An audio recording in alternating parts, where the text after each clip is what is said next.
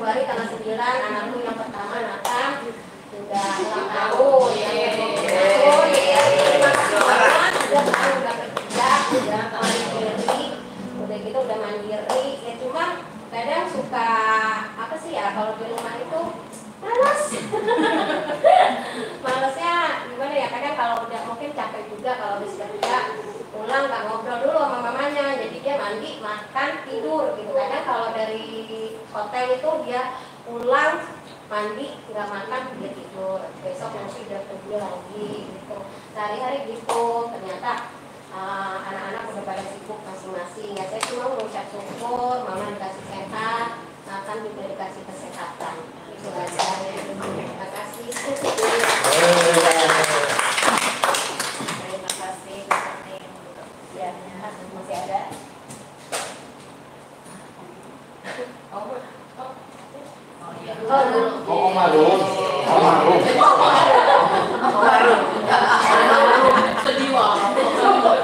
Tuhan, saya mau menyaksikan terima kasih Tuhan betapa Tuhan Yesus itu baik dan dahsyat.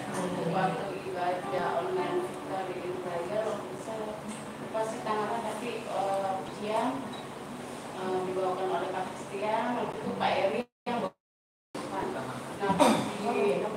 firman Tuhan itu bahkan yang bisa yang sakit. Saya nggak tahu tiba-tiba itu waktu dalam keadaan firman Tuhan itu rasanya perut itu kayak asam lambung, cuma nggak sakit sih, nggak terasa sakit, cuma itu kayak mual. Nah pas firman Tuhan seperti itu dalam nama Yesus. Terus saya bilang sama suami saya, Pak, ini saya pasang aja ya waktu Mbak gimana live sampai berdoa. Jadi dia melihat, saya juga melihat. Nah waktu pas didoakan kan itu kayak kan di dalam nama Tuhan Yesus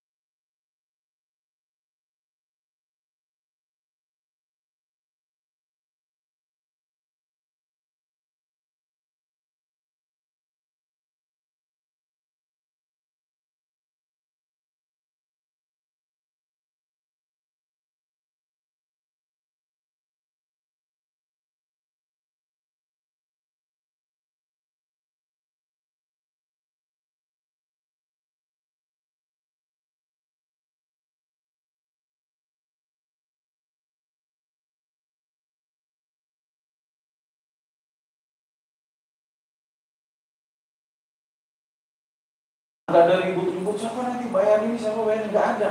Kalau kami buat berobat aja, kami masih berunding dulu, saya bilang. Kadang-kadang kami udah berunding dulu, duitnya nggak ada, saya bilang. Jadi udah dikasih yang terbaik, udah istirahat dengan tenang, udah cukup, saya bilang. Nah di akhir pembicaraan dia bilang gini, ada warisan tanah dari tulang sembarangi lah, dia bilang. Jadi tulang saudara dari inilah, dari suaminya Nambo saya itu ada tanah warisan katanya. Cuman gue nggak tahu nih siapa yang bisa dipercaya untuk ngolah katanya gitu. Doa saya dulu dan istri itu ada 3 poin. Doa yang pertama, kami pengen punya rumah. Yang kedua, kami pengen punya mobil karena kami punya orang tua yang ya sebenarnya udah susah juga dibawa sana kemari naik motor ya. Tiap minggu kadang-kadang kami mesti estafet dari rumah ke Terangga naik motor, dari Terangga ke mertua saya ke gereja naik mobil gitu. Nah inilah kerinduan kami. Terus yang ketiga, saya pribadi, saya pengen punya usaha. Usaha saya itu dari dulu saya pengen banget punya peternakan, ya, saya pengen punya pertanian, saya pengen punya kolam yang luas gitu. Itu cita-cita saya. Nah yang pertama ini rumah 2016 itu dikabulkan Tuhan. Dia pun cuma make ya, bukan memiliki tapi make. Rumah abang saya nomor 1 ini, dia bilang, kalau lo mau nempatin, ada rumah tuh, gue beli rumah baru di Cikeas, agak jauh katanya. Kalau lo mau, lo lihat dulu, lo suka, kalau lo cocok tempatin. Saya sama istri ke sana, jauh memang, awalnya jauh, begitu kita masuk rumah itu segini. Tapi udah, saya tanya istri saya, mau nggak? Mau, udah, kita deal, kita tempatin, udah, terwujud yang satu kan, biarpun masih nempatin ya. Karena udah berapa tahun, udah hampir 8 tahun, udah hampir 8 tahun free gitu. Terus yang kedua mobil, sempat Tuhan kasih kendaraan kita 2 bulan melalui teman saya, tapi karena teman saya butuh uang, akhirnya kendaraannya dijual. Tapi intinya udah Tuhan jawab, dia cuma make gitu ya. Nah terus yang ketiga ini, kemarin saya ngobrol-ngobrol sama istri kan di rumah, kita tukar pikiran, tempat saya bilang, mungkin ini jawaban dari Tuhan gitu. Bayangin loh, tanahnya 4 hektar di Dolok Sanggul. Yang satu lagi di Seborong-Borong 5 hektar. Saya sampai googling 1 hektar berapa meter ya? 10.000 meter ternyata. Saya baru tahu. 10.000 meter kali 9 berarti 90.000 meter. Mungkin kalau saya jalan sehari belum keukur gitu. Tapi ya udah, kalau memang ini jawaban dari Tuhan, ya udah kita jalan, saya bilang. Berat loh buat istri saya, buat anak saya, buat mertua saya, berat. Kenapa? Puluhan tahun mereka tinggal di Jakarta. Tiba-tiba harus ke sana. Dan itu pun nggak langsung pindah, enggak. Saya dulu buka jalan di sana, buka jalan kalau kira-kira udah menghasilkan gitu tanah baru, mereka saya boyong semua. Mertua saya tadinya pertama meremut, kenapa? Dia pikir dia bakal ditinggal. Dia pikir bakal ditinggal karena istrinya jelasinnya juga nggak detail gitu kan. Kemudian saya jelasin, jadi kemanapun kami pergi, kami mau Inang ikut kami ya, bilang gitu. Maksudnya Inang itu ibu lah, mamanya. Ya. Dia tenang tuh, abis itu langsung mukanya berubah. Istri saya kayak jelasinnya gak jelas nih. Lalu meremut kayaknya, aduh bakal ditinggal nih. Ada anaknya 2, cuman beberapa kali di situ nggak pernah lewat dari 1 bulan. Puji Tuhan kami dikasih berkat untuk merawat orang tua. Ya. Terus anak saya juga sama, nggak mau pindah katanya. Karena pikiran anak-anak gimana sih, baru masa SMP kan? Dia pindah ke kampung, dia bayangan ini di kampung seperti kampung kami itu yang kalau udah sore kita udah berpikir begini, mau mandi juga nggak bisa kalau di jam 3 karena dingin. Udah gitu kalau malam suka mati lampu. Itu dia pikirannya bayangannya begitu, sampai dia agak ini juga kan, agak takut. Dia bilang boleh nggak kalau nggak pindah katanya gitu. Terus saya jelasin juga, nanti di sana nah, saya bilang sama aja kayak di sini, jalan udah lebar, dia bilang itu tanahnya juga datar, nggak kayak di kampung, di kampungnya mesti begini jalannya, saya bilang. Baru dia agak tenang, tapi memang tetap untuk anak-anak itu berat. Nah cuman yang betul-betul bikin kami bersyukur itu karena apa? Yang memang ini belum kami pegang, istilahnya tuh baru sekedar perjanjian. Pokoknya lo kelola itu tanah. Gue udah ngomong sama orang di kampung, kata abang saya itu, gue udah ngomong sama keluarga di sana, lo olah itu tanah. Pokoknya nanti hasilnya bagaimana kita pokoknya berbagi hasil katanya. Nanti lu butuh apa di sana, lu butuh kendaraan, butuh ini, nanti gue support semua, kata abang saya gitu. Amen. Nah, cuman memang yang jadi pergumulan kami saat ini, saya udah 4 kali di PHP abang saya nih. Yang pertama dulu tanah di Padang, katanya dia mau beli kebun sawit di Padang. Nanti pokoknya lo ke Padang gini, oke, siap, saya bilang. Gak ada kabarnya, hilang gitu kan. Terus tanah lagi di mana itu saya lupa. Terus ketiga tanah di Megamendung. gue mau beli tanah nih, duit kamu tuh nanti kita nanam orang bla bla bla dan sebagainya, pokoknya nanti lo pegang ini, oke siap, gitu bilang gitu. Sampai saya googling dari Megamendung ke Cikeas 68 kilo, gitu. Berarti bisa lah pulang pergi setiap hari gitu. Hilang tuh, terakhir dia bilang, gue mau beliin mobil, nanti lo usaha buat apa deh, katanya gitu. Temen gue soalnya banyak kan dari daerah Cibubur, Cilengsi ke bandara tuh, kalau mereka lagi jadwal flight itu daripada mereka susah nih, mendingan lo aja yang nganterin, katanya. Oke, so, semua pernyataan ini oke, siap, saya bilang gitu. Tapi saya kembali, saya selalu bilang gini, kalau memang ini rencana Tuhan jadi, kalau bukan rencana Tuhan buyar, saya bilang gitu. Istri saya juga, saya selalu bilang gitu, kalau memang ini dari Tuhan, Tuhan kita pasti terjadi. Sama seperti ini juga, kita seneng loh, bayangin 4 hektar sama 5 hektar, ngebanginnya udah susah. Saya bingung sehari saya mau macul berapa ratus meter gitu kan. Tapi ya kembali lagi, kalau memang ini rencana Tuhan, saya bilang ke istri saya, ke anak saya sama ke mertua saya, apapun hambatannya pasti akan Tuhan buka jalan. Tapi kalau memang ini bukan jalan Tuhan, ya semanis apapun janjinya masih nggak akan terjadi. Gitu. Jadi saya mau menyaksikan betapa tahun ini tuh Tuhan baik gitu. Biarpun ini belum terwujud ya, ini istilahnya itu masih 50-50 lah, bisa iya, bisa enggak. Gitu. Tapi saya bersyukur karena apa? Dari orang-orang yang tadinya saya nggak sangka, kami tuh menilai abang kami ini tuh pelit gitu. Ya pelit juga karena memang dari kecil mereka terbiasa.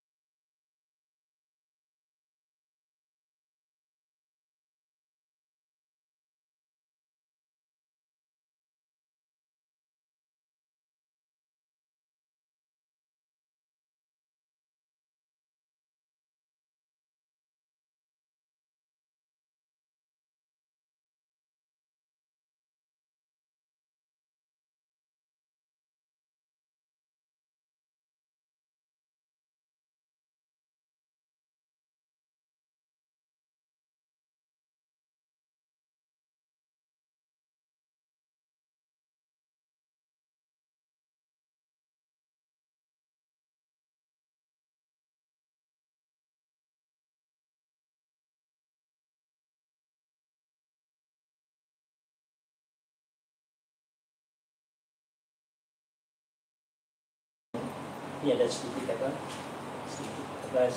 kesaksian dari kami. Pada pertengahan bulan Desember yang lalu, saya telepon ada di Jogja di Prambanan, kakak ipar saya yang bernama Hajah Jubaidah.